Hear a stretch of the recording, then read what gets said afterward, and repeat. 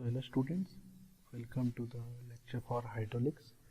In today's lecture we will be studying about the rate of flow of discharge, the formula from which we can calculate the discharge. After that we will study about the continuity equation, which is dependent upon the principle of conservation of mass. So let's start. So as you can see from the definition of rate of flow or discharge, that is denoted by Q, it is defined as quantity of fluid flowing per second through a section of a pipe or a channel. So discharge can be both in pipe or a channel. For an incompressible fluid, the rate of flow of discharge is expressed as the volume of fluid flowing through the section per second. So in case of incompressible fluid, we have already discussed that what is an incompressible fluid, whose density does not changes with respect to space and time. Okay, so अगर हमारा जो fluid है वो incompressible होगा तो उस case में जो रेट ऑफ फ्लो है that is Q, that will be calculated by use of the volume of fluid that is flowing और passing that section per second. So rate of discharge और rate of flow is generally taken as volumetric flow per second to the section. जबकि आपका compressible fluid में जो discharge हम लोग calculate करते हैं वो हम लोग कैलकुलेट करते हैं by the rate of flow which is expressed as weight of fluid flowing across the section per second. So in case आप देख पा रहे हैं यहाँ पर कि फॉर लिक्विड्स, अगर आपका जब जो फ्लूइड है वो लिक्विड केस में है तो जो डिस्चार्ज है that is Q denoted by Q, उसको हम लोग डिनोट करेंगे मीटर क्यूब पर सेकेंड या लीटर्स पर सेकेंड से.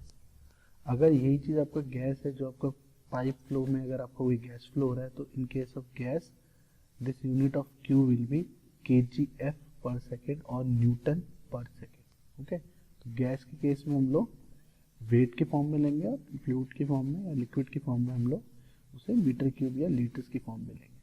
तो for that let us consider a liquid which is flowing through a pipe in which capital A is the cross sectional area of pipe. So let us suppose ये pipe case है, ये इसका ये pipe है आपका which is this whose cross section area is A and V is the velocity of fluid across the section. तो जो आपका fluid इसके अंदर से flow कर रहा है और आपका exit हो रहा है उसकी velocity कितनी है, V है आपकी. So therefore discharge will be calculated as Q is equal to A into V as per the definition that the rate of flow or discharge is expressed as volume of fluid flowing across the section per second. So area into volume से हम लोग आपका discharge calculate कर देंगे. इसके बाद एक equation आती है continuity equation which is the basis for your Bernoulli equation or Euler's equation. So continuity equation क्या कहती है आपकी, this equation is based upon the principle of conservation of mass. So हमने जो पिछले लेक्चर्स में इसको डिस्कस भी किया था कि एनर्जी कंजर्वेशन जो प्रिंसिपल है सिमिलरली आपका मास कंजर्वेशन का प्रिंसिपल है और ये कहलाता है आपका continuity equation. So for this a fluid flowing through the pipe at all cross section the quantity of fluid per second is constant. तो अगर आपका जो फ्लूइड है वो एक कांस्टेंट स्पीड से आपका एक कांस्टेंट डायमीटर में फ्लो कर रहा है तो उसमें हम जितने भी सेक्शन काटेंगे हर सेक्शन पे आपका जो फ्लूइड पर सेकंड होगा क्वांटिटी होगा वो आपका कांस्टेंट होगा. तो इसके लिए हमने यहाँ पर आप देख पा रहे हैं हमने एक इसकी सिमेट्रिकल एक यहाँ पर एक सेक्शन बनाया है. तो उसमें आप देखेंगे यहाँ पर से डायरेक्शन ऑफ फ्लो है फ्रॉम दिस डायरेक्शन, ये डायरेक्शन ऑफ फ्लो है. ठीक है, यहाँ से अंदर से आपका फ्लो हो रहा है और ये बाहर की तरफ निकल रहा है. Fluid flowing through a pipe, let us suppose ये एक पूरा जो हमने बनाया है डायग्राम, ये आपका एक पाइप है. यहाँ पर जो V1 है, V1 is the average velocity at cross section 1-1. तो यहाँ पर आप देख पा रहे हैं दो क्रॉस सेक्शन है 1 एंड 2. क्रॉस सेक्शन 1-1 पे आपका जो वेलोसिटी है that is V1. ρ1 is the density at section 1-1 and A1 is the area of pipe at section 1-1. तो आप देख रहे हैं यहाँ पर पाइप का डायमीटर आपका वेरी कर रहा है आपका सेक्शन 1-1 और सेक्शन 2-2 में. ठीक है, सिमिलरली अगर हम बात करें सेक्शन 2 की तो यहाँ पर जो वेलोसिटी है दैट इज V2, जो आपकी डेंसिटी है दैट इज ρ2 एंड आपकी जो एरिया है पाइप का वो A2 है. ठीक है, अगर आपका एक यूनिफॉर्म पाइप चल रहा है तो A1 will be equal to A2. Then rate of flow at section 1 तो हम लोग इसे कैसे निकालेंगे, आपका रेट ऑफ फ्लो हम निकालेंगे तो density into area into volume, तो यहाँ से आपका रेट ऑफ फ्लो आप कैलकुलेट कर जाएगी. Similarly rate of flow at section 2 will be root 2 A2 V2. So according to the definition of continuity equation या as per the principle of conservation of mass हम लोग इन दोनों को equate कर देंगे कि आइडियली आपका ऐसा होना चाहिए, rate of flow at section 1 should be equal to rate of flow at section 2. अगर ये दोनों सेम है इसका मतलब है कि कोई लॉसेज नहीं हो रहा है, जितना वाटर आपका एंटर कर रहा है उतना ही आपका एग्जिट कर रहा है, तो rate of flow remain same at the section 1 and 2.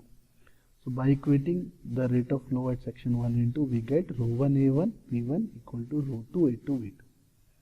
ठीक है, तो जैसे आप देख रहे हैं इक्वेशन को हमने 5.2 नाम दिया है, तो equation 5.2 is applicable to compressible as well as incompressible fluids and this particular equation is known as continuity equation.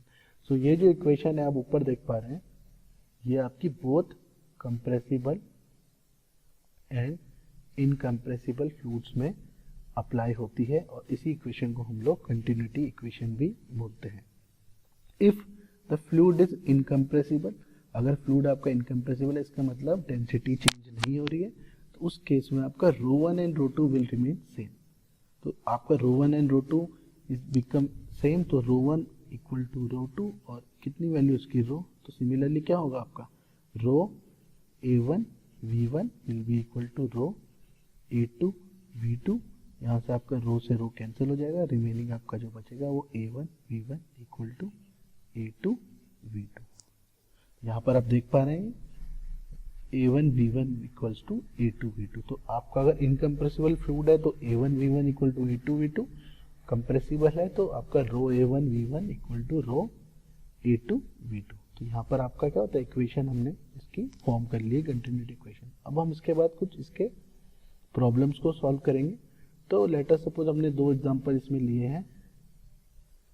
तो पहला जो प्रॉब्लम है वो है, आप देख पाएंगे the diameter of pipe at section 1 and 2. तो यहाँ पर आपको दो सेक्शन दिए, जिसे आपने भी इक्वेशन जब बनाई थी उसमें देखा आर 10 सेंटीमीटर एंड 15 सेंटीमीटर. तो सेक्शन 1 पे जो डायमीटर ऑफ पाइप है वो 10 सेंटीमीटर है और सेक्शन 2 पे जो है वो 15 सेंटीमीटर है. Find the discharge through the pipe if the velocity of water flowing through the pipe at section 1 is 5 meter per second. तो आपको ये बोल रहे हैं कि आप डिस्चार्ज निकालें थ्रू द पाइप जब आपका सेक्शन 1 पे velocity that is V1 is given as 5 metre पर second. Full stop. Determine also the velocity at section. तो यहाँ पर आपको दो चीजें निकालनी है, तो आपको डिस्चार्ज निकालना है, दूसरा आपको वेलोसिटी एट सेक्शन 2 मतलब D2 निकालना है. तो फर्स्टली हम लोग क्या करेंगे, यहाँ पर आप देखेंगे हमने इसका डायग्राम बनाया है. यहाँ पर आप देखेंगे कि डायमीटर वेरी कर रहा है, तो डायमीटर हमने अलग बनाया. तो एक पाइप है जिसका डायमीटर क्या कर रहा है, वेरी कर रहा है. आपका सेक्शन 1 है आपका that is D1 equal to 10 centimetre और D2 आउटलेट में आपका जो D2 है 15 सेंटीमीटर. V1 आपको गिवन है 5 मीटर पर सेकेंड और यहाँ पर आपको V2 कैलकुलेट करना है. ओके, तो यहाँ पर हम देखेंगे गिवन डाटा हमने लिख दिया. तो एट सेक्शन 1 पे में क्या क्या चीज़ें नोन है, एक तो D1 नोन है, तो सेंटीमीटर है तो उसको हम लोग कन्वर्ट करेंगे मीटर में, तो 0.1 मीटर. A1 हम कैलकुलेट कर सकते हैं क्रॉस सेक्शनल एरिया, डायमीटर आपको गिवन है, तो क्योंकि आपका पाइप है तो π/4 d स्क्वायर. तो यहाँ पर इसको सॉल्व करने के बाद आता है आपको 0.007854 मीटर स्क्वायर एंड वेलोसिटी आपको गिवन है V1 इक्वल टू 5 मीटर पर सेकेंड.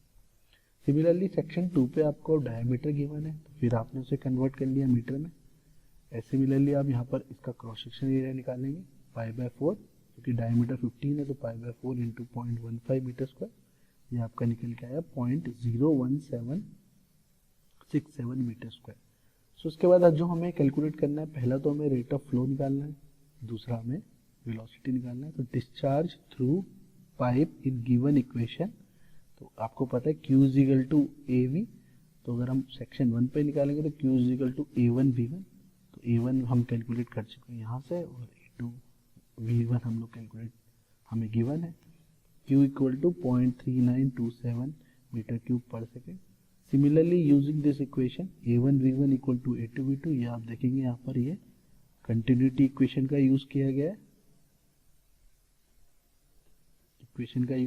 है, तो a1v1 हमने कहा, तो यहाँ पर हमें v2 कैलकुलेट करना है। a1 we know, v1 we know and a2 we know. Similarly you can calculate v2। v2 आपका निकल के आया 2.22 मीटर पर सेकेंड। ओके, तो यहाँ से हमने दोनों चीज़ें कैलकुलेट कर ली हैं। We have calculated the discharge at in the pipe and velocity at the outlet which is v2। इसके बाद आपका ये दूसरा एक क्वेश्चन है, इसमें आप देख पा रहे हैं कि 25 centimetre diameter pipe carries oil of specific gravity 0.9।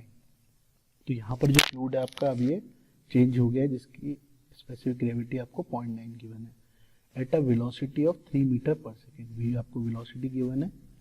Eight another section the diameter is 20 centimetre, find the velocity at this section and also mass rate flow of oil. तो मास रेट फ्लो अगेन आपका discharge हो गया, तो इसमें आपको दे रखा है pipe का डायमीटर गिवन है, आपको कितना है, आपको 25 सेंटीमीटर गिवन है।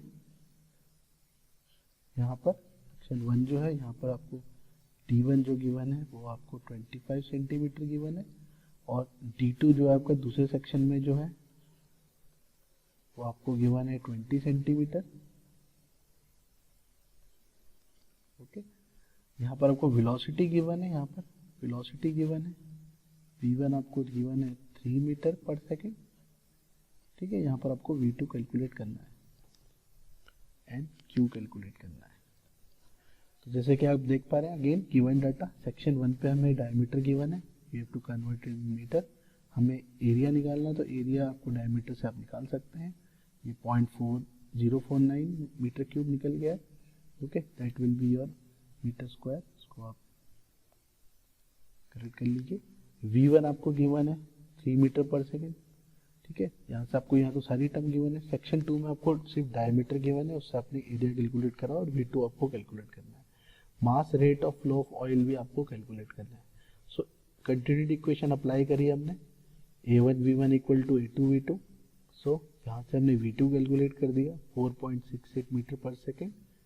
उसके बाद हमने मास रेट ऑफ फ्लो हमें निकालना है, क्योंकि अब इसमें आपका डेंसिटी चेंज हो गया है, एक ऑयल आ गया है, तो mass rate of flow equal to mass density into Q. जो डिस्चार्ज होगा उसके साथ हम मास डेंसिटी को मल्टीप्लाई करेंगे, तो आपका मास रेट ऑफ फ्लो आ जाएगा ऑयल का। तो Q equal to rho A1V1। Okay, तो इस केस में mass rate of flow equal to P rho A1V1, वे A1V1 is the discharge, that is Q। तो specific gravity of oil equal to density of oil upon density of water. तो density of oil calculate कर सकते हैं हम लोग इसकी specific gravity से। फिर उसके बाद आपका मास रेट ऑफ फ्लो आपने कैलकुलेट कर लिया 900 into 0.049 into 3 which becomes 132.23 kg पर सेकेंड। तो यहाँ मास पूछा गया, तो ये इसीलिए आपका kg में आया यूनिट। ओके, तो आई होप यहाँ तक आपको क्लियर होगा। आई होप और आप इसके जैसे न्यूमेरिकल इसमें सॉल्व करेंगे, ट्राई करेंगे। So till then, thank you so much.